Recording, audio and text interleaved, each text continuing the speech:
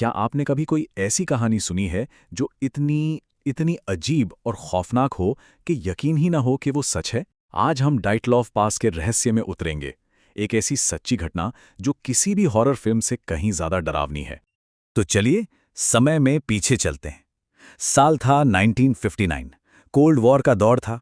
दुनिया जासूसी और रहस्यों की कहानियों से भरी हुई थी। लेकिन सोवियत यूनियन के बर्फीले पहाड़ों में एक ऐसा राज दफन होने वाला था जो आज तक दुनिया को परेशान करता है। जरा कल्पना कीजिए, सोवियत संघ के यूराल पर्वत, चारों तरफ सिर्फ बर्फ से ढकी चोटियां, जहां तक नजर जाए बस सफेदी। देखने में बहुत खूबसूरत है ना? लेकिन इसी खूबसूरती के पीछे एक जानलेवा सन्नाटा छिपा था। इस कहानी के जो मेन किरदार हैं वो थे नौ जवान, जोशीले और बहुत ही साहसी पर्वतारोही। और हाँ, ये कोई शौकिया लोग नहीं थे, बल्कि एक्सपीरियंस्ड हाइकर्स थे जो इस मुश्किल सफर के लिए पूरी तरह से तैयार थे। उनका मिशन था एडवेंचर से भरा, लेकिन वो बन गया एक ऐसा भयानक सवाल जिसका जवाब किसी के पास नहीं था। वो 9 लोग पहाड़ों में गए तो सही, पर फिर कभी वापस नहीं आए। आखिर उस बर्फीली रात में उनके साथ हुआ क्या था? अब हम इस रहस्य की परतों को एक एक करके खोलना शुरू करते हैं। हफ्तों बाद जब रेस्क्यू टीम उस जगह पर पहुंची तो वहां जो मंजर था वो उनकी सोच से भी कई ज्यादा भयानक था। जानते हैं उन्होंने अपना आखिरी कैंप कहां लगाया था? एक जगह पे जिसका नाम था खोलत स्याखल। वहां की लोकल भाषा में इस नाम का मतलब है मौत का पहाड़। और ये नाम बहुत जल्द एक भयानक हकीकत बनने वाला था। रेस्क्यू टीम को जो मिला वो किसी के भी होश उड़ाने के लिए काफी था। उनका टेंट अंदर से फड़ा गया था। जी हां, अंदर से। ऐसा लग रहा था जैसे वो किसी ऐसी चीज से भाग रहे थे जो टेंट के अंदर थी। उनकी लाशें बाहर बर्फ में बिखरी पड़ी थीं। कुछ ने तो ढंग से गर्म कपड़े या जूते तक नहीं पहने थे, और तापमान था -30 डिग्री। और सबसे हैरान करने वाली बात, वहां ना तो किसी लड़ाई के निशान थे, ना ही किसी जानवर के हमले के। तो सवाल ये उठता है कि आखिर ये 9 लोग थे कौन, और वो इस खतरनाक जगह पर कर क्या रहे थे? देखिए, इस ग्रुप का लीडर था 23 साल का इगोर डाइटलॉफ। वे सभी यूरैल पॉलिटेक्निक इंस्टीट्यूट के स्टूडेंट्स और ग्रेजुएट्स थे, और उनका मकसद था ओटोटन पहाड़ की चोटी पर पहुंचना। ये बात याद रखना बहुत जरूरी है कि वो सब ट्रेन्ड माउंटेनियर्स थे। उन्हें ऐसी मुश्किलों से निपटना आता था, और इसी वजह से उनकी मौत और भी ज्यादा रहस्यमयी बन जाती है। चलिए, अब आते हैं इस केस के सबसे ज्यादा परेशान करने वाले हिस्से पर, वो सुराग जो किसी भी सीधी सादी लॉजिकल एक्सप्लेनेशन को सिरे से खारिज कर देते हैं।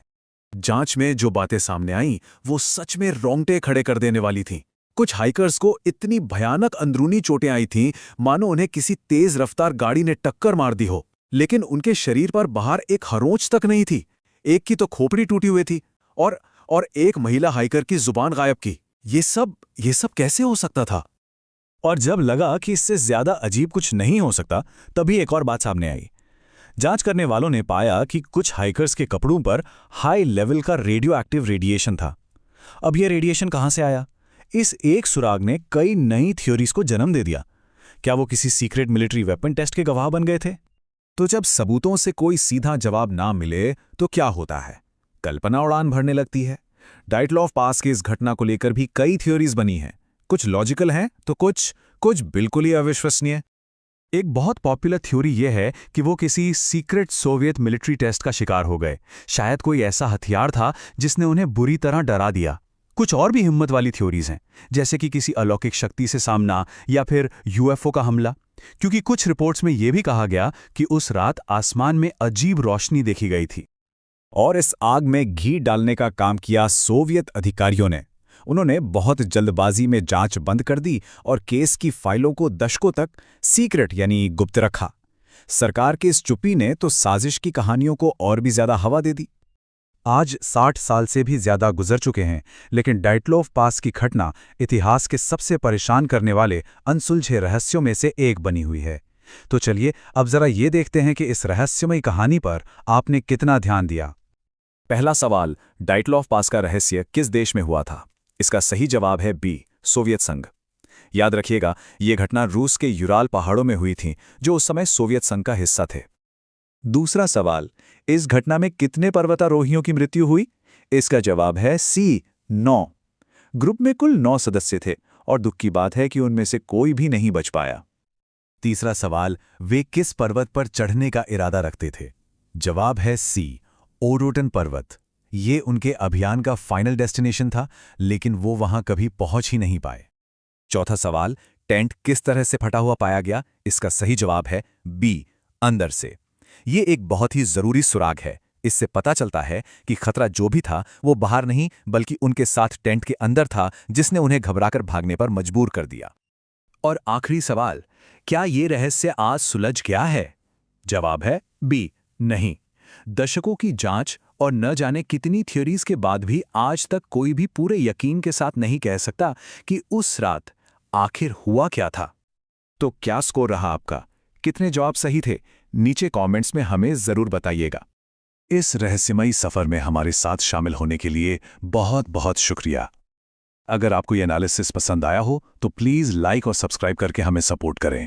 और हाँ, अगर कोई और ऐसा ही रहस्य है जिसके बारे में आप जानना चाहते हैं तो हमें नीचे कमेंट्स में ज़रूर बताएं।